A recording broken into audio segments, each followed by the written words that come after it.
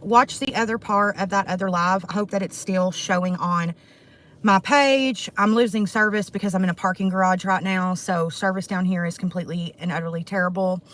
But basically, I'm just talking about what led my family to go the tough love route, and also informing you guys that that was over a span of years. That wasn't like right into my addiction or anything. Like, honestly, that was after years and years and years of my family doing literally everything they could for me. Taking me to rehabs, me leaving, my addiction getting worse, like just above and beyond. I can't even explain to you guys in this 10-minute clip that I'm going to be able to film right now what all my family did for me before my family chose the tough love route, which did end up saving my life. Let me just be clear with that. Tough love saved my life. I owe a lot of gratitude to my family using tough love because I was very much using them. And I felt like I could do whatever I wanted to because at the end of the day, my family were going to be there to rescue me. And when they weren't there to rescue me anymore, I was like, oh, fuck. Okay, well, I better get my ass clean because I don't have nothing to fall back on. Like, if I really fuck up, my family's like, sorry. That's what it was in my mind, even though I was later told, we would have been there for you if it got serious. But after about, 7 years into my addiction with heroin, my family, well, let's say 6 years. To be fair, about 6 years into my addiction of heroin, my mother used tough love on me, and I was on my own. It was, it was what it was. She had to do that for her sanity. My mother spent so many sleepless nights not knowing where I was, who I was with, nothing. She knew nothing. So it was approaching Easter, and my mom had reached out to me on Facebook because that was the only way that you could communicate with me at that time, because I didn't have a job and I had no money, so I couldn't pay for a phone. So you had to message me on Facebook and cross your fingers that I would read it. And I did. And my mom had messaged me on Facebook and said, listen, we really want to see you. Can you please come up to the house for Easter? So I did. I went up for Easter. The day of Easter, I told my mother that I was ready to get sober. I said, Mom, I can't do this anymore. I literally am losing my mind. This isn't the life that I want anymore. We're talking about 6 years ago. I mean, damn. I was 26 years old. 26, 27 years old. My life was zooming by, and I had spent all of my 20s in addiction, every bit of it in my addiction.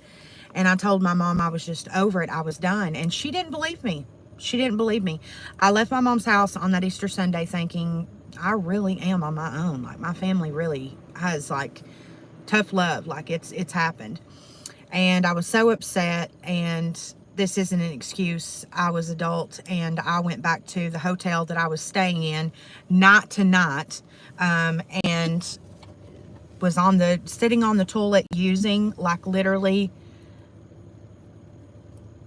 the craziest thing. And right after I had used, my mother called me, and she said, if you are serious, Morgan, and I do mean this is the last opportunity you have for me to help you. If you are serious, I'm going to send your sister Samantha to come get you tomorrow at that hotel, and you are going to detox here at the house.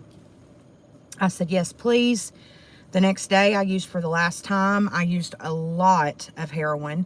My sister came and picked me up. I flushed everything I had down the toilet and left with my sister that day and got sober. And I've been sober ever since.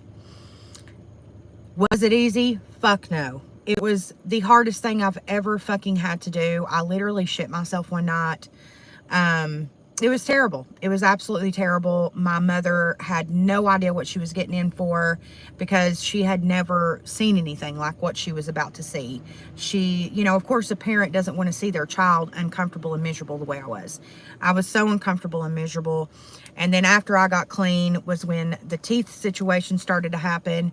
Days, I mean, literally within the first week of me getting sober, I had 2 teeth fall out in the back of my mouth. Like, absolutely crazy. You know, not to mention, I just didn't feel like a person. I felt like, I don't know, I felt like I was outside of my body. Like, the symptoms, the withdrawals from heroin was so fucking difficult to get through. But I promise you that it's worth it. I promise you can do it.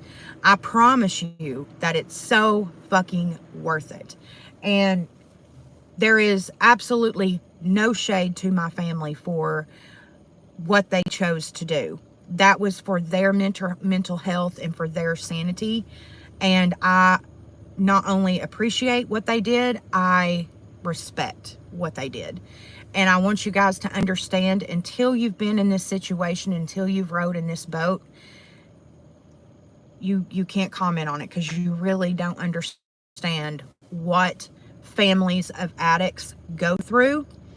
Addiction affects everyone in your circle, your friends, your family, your significant other, everyone. It fucking terrorizes everyone. It's not only affecting you. So it's important for you guys to remember that, especially those of you who have not had a family member or spouse struggle with addiction. Please just keep that in mind. I love you guys. Have a good night. Bye.